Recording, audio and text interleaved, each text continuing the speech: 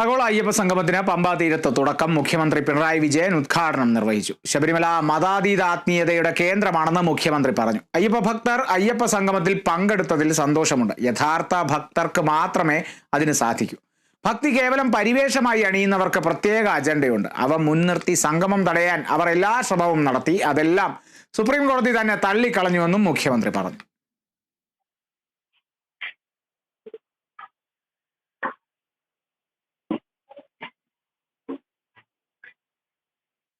വിവരങ്ങളുമായി പമ്പയിൽ നിന്നും പ്രസാദ് MJ ആണ് ചേരുന്നത്. പ്രസാദ്, മുഖ്യമന്ത്രിയുടെ പ്രസംഗമൊക്കെ തന്നെ വലിയ രീതിയിൽ രാഷ്ട്രീയ കോളിളക്കത്തിന് തുടക്കം കുറിച്ചിട്ടുണ്ട് എന്നുള്ളതിൽ സംശയമില്ല. പ്രതിപക്ഷ നേതാവിന്റെ അടക്കം പ്രതികരണങ്ങളൊക്കെ ഈ ഒരു നിമിഷങ്ങളിലും ഒക്കെ തന്നെ വരുന്നുണ്ട്. എന്തായാലും സംഗമം മികച്ച രീതിയിൽ മുന്നോട്ട് പോകുന്നുണ്ട് എന്നുള്ളത് തന്നെയാണ്. സെഷനുകളൊക്കെ എവിടം വരെയായി? കാളിദാസ, അപ്രതീക്ഷിതമായിട്ടാണ് UP മുഖ്യമന്ത്രിയുടെ ഒരു ആശംസ ആഗോള അയ്യപ്പ സംഗമത്തിനെത്തുന്നത്. ഇത് തന്നെ ഈ സംഗമം വിജയിച്ച രീതിയിലാണ് സർക്കാരും ദേവസ്വം ബോർഡും ഇപ്പോൾ കണക്കാക്കുന്നത്. ഉദ്ഘാടനം കഴിഞ്ഞ ഏതാനും മണിക്കൂറുകൾക്ക് ശേഷം ഇപ്പോൾ സംഗമത്തിന്റെ പ്രധാനമായിട്ടുള്ള 3 സെഷനുകൾ ഇതോടൊപ്പം ആരംഭിച്ചിട്ടുണ്ട്. ഒന്ന്, ശബരിമലയുടെ മാസ്റ്റർ പ്ലാൻ, അത് മുൻ ചീഫ് സെക്രട്ടറി ജയകുമാറിന്റെയും, അടുത്തത് ശബരിമലയുടെ തിരക്ക് നിയന്ത്രിക്കുക, തീർത്ഥാടന സർക്യൂട്ട് എന്നീ വിഷയത്തിൽ മുൻ പ്രധാനമന്ത്രി പ്രിൻസിപ്പൽ സെക്രട്ടറി TKG നായരുടെ നേതൃത്വത്തിലുമാണ് മോഡറേറ്ററായിട്ടുള്ള ചർച്ചകൾ സംഘടിപ്പിക്കുന്നത്. ഉദ്ഘാടന പ്രസംഗത്തിൽ പങ്കെടുക്കാത്തവരെയും എതിർക്കുന്നവരെയും കടുത്ത ഭാഷയിലാണ് മുഖ്യമന്ത്രി വിമർശിച്ചത്. ഇതിന് പരിഹാരം കാണുവാൻ യുദ്ധകാല അടിസ്ഥാനത്തിൽ ശബരിമലയിൽ വൻ വികസന പദ്ധതികൾ ഉടൻ യാഥാർത്ഥ്യമാക്കുമെന്നും മുഖ്യമന്ത്രി പറഞ്ഞു.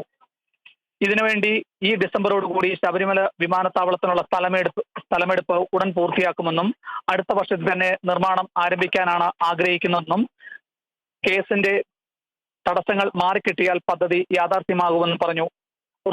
റോപ്പ് വേ, ശബരിമല റെയിൽപാത നിർമ്മാണം കേന്ദ്ര സഹായത്തോടുകൂടി ഉടൻ യാഥാർത്ഥ്യമാക്കുമെന്നും അദ്ദേഹം പറഞ്ഞു. കേരളത്തിന് അകത്തും പുറത്തും ഇന്ത്യക്ക് വെളിയിൽ നിന്നുമായി ഏകദേശം 3500-ലധികം പ്രതിനിധികളാണ് സമ്മേളന വേദിയെ അലങ്കരിച്ചത്. തമിഴ്നാട്ടിൽ നിന്നും 2 മന്ത്രിമാരും ഒപ്പം സംസ്ഥാന മന്ത്രിമാരായ സജി ചെറിയാൻ, മന്ത്രി P പ്രസാദ്, റോഷി അഗസ്റ്റ്യൻ, വീണ ജോർജ് തുടങ്ങിയവരും വേദിയെ സമ്പുഷ്ടമാക്കി. കാളിദാസ് വിവരങ്ങൾ നൽകിയത്. പമ്പയിൽ ആഗോള അയ്യപ്പ സംഗമത്തിന് മികച്ച തുടക്കം തന്നെ ലഭിച്ചു. ഭക്തി ഉള്ളവർ, യഥാർത്ഥ ഭക്തർ മാത്രമേ ഈ ഒരു സംഗമത്തിൽ പങ്കെടുക്കൂ, അല്ലെങ്കിൽ യഥാർത്ഥ ഭക്തർക്ക് മാത്രമേ ഈ ഒരു സംഗമത്തിൽ പങ്കെടുക്കാൻ സാധിക്കൂ. ഭക്തി കേവലം പരിവേഷമായി അണിയുന്നവർക്ക് പ്രത്യേക അജണ്ടയുണ്ടെന്നും ആ സംഗമം തടയാൻ അത്തരത്തിലുള്ളവർ വലിയ രീതിയിൽ ശ്രമം നടത്തിയെന്നും സുപ്രീം കോടതി തന്നെ തള്ളിക്കളഞ്ഞുവെന്നും ഒക്കെ തന്നെയാണ് മുഖ്യമന്ത്രി പറഞ്ഞത്. വിമർശനങ്ങൾ നിറഞ്ഞതായിരുന്നു ആ ഒരു പ്രസംഗമെങ്കിലും സുപ്രധാന പ്രഖ്യാപനങ്ങളും ഒക്കെ തന്നെ ഇതിനെ സംബന്ധിച്ച് ഒക്കെ തന്നെ ഉണ്ടായിരുന്നു. 3 സെഷനുകളാണ് ഇതിനെ സംബന്ധിച്ച് ആഗോള അയ്യപ്പ സംഗമത്തിൽ നടക്കുന്നത്. പ്രസാദ് MJ ആണ് വിവരങ്ങൾ നൽകിയത്.